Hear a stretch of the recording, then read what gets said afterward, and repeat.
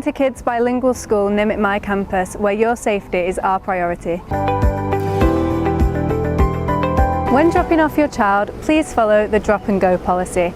Parents are not permitted to get out of the car or to stand and wait in the covered court area. There will be teachers on duty to assist your child.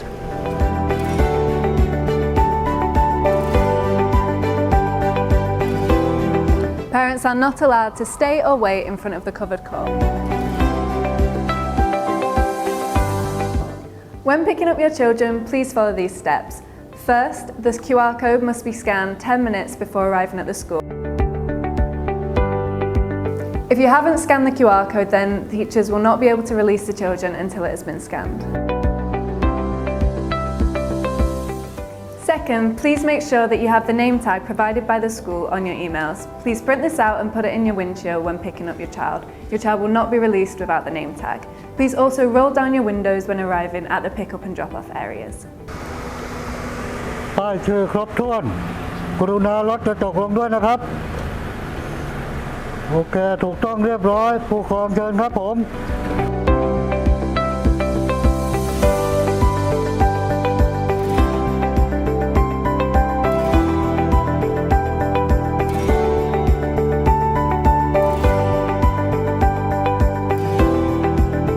If parents forget to print the name tag, please contact the front office who can print it out for you for a fee.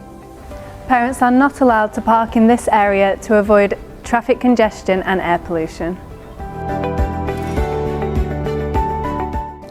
Third, please follow the pick up and go policy. Parents are not allowed to get out of the car or stand and wait in front of the covered court when picking up your children. So again, please scan the QR code 10 minutes before arriving at the school, and there will be on-duty teachers to assist your child.